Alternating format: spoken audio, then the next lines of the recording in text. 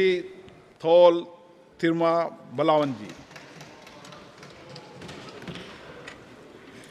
மாண்புமிகு அவைத்தலைவருக்கு வணக்கம். மீண்டும் இரண்டாவது முறையாக இந்த அவையின் தலைவராக தேர்ந்தெடுக்கப்பட்ட உங்களுக்கு நான் அங்கம் வகிக்கும் விடுதலை சிறுத்தைகள் கட்சியின் சார்பிலும் இந்தியா கூட்டணியின் சார்பிலும் எனது மனம் நிறைந்த வாழ்த்துக்களை தெரிவித்துக் கொள்கிறேன். தங்கள் இருக்கையில் வலது பக்கத்தில் செங்கோல் உள்ளது. செங்கோல் என்பது அதிகாரத்தின் அடையாளம் அல்ல. யார் பக்கமும் சாயக்கூடாது, நேர்மையாக இருக்க வேண்டும் என்பதற்கான நீதி தவறாமையின் அடையாளமாகும்.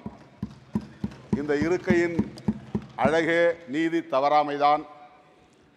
கடந்த காலங்களில் நீங்கள் சிறப்பான ஒரு அவைத்தலைவர், சபாநாயகர் என்பதை நிரூபித்திருக்கிறீர்கள்.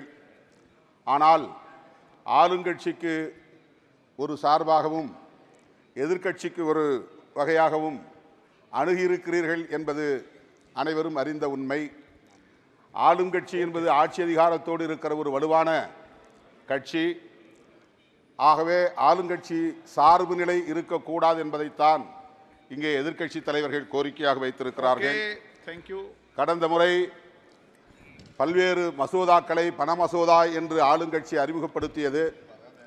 எது பண மசோதா, மணி பில் என்பதை தீர்மானிக்கிற அதிகாரம் உங்களுக்கு மட்டுமே இருக்கிறது.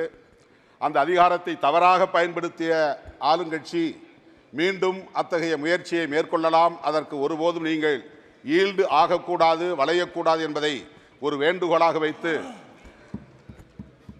ஒரு மக்களவைத் தலைவர் என்கிற அதிகாரத்தை பயன்படுத்தி நாடாளுமன்ற வளாகத்திற்குள் இருந்த புரட்சியாளர் அம்பேத்கர், மகாத்மா காந்தியடிகள் ஆகியோரின், மகாத்மா ஜோதிபா பூலே போன்ற மாபெரும் தலைவர்களின் சிலைகளை ஒரு ஓரமாக கொண்டு போய் श्री राजकुमार छब्बेवाल,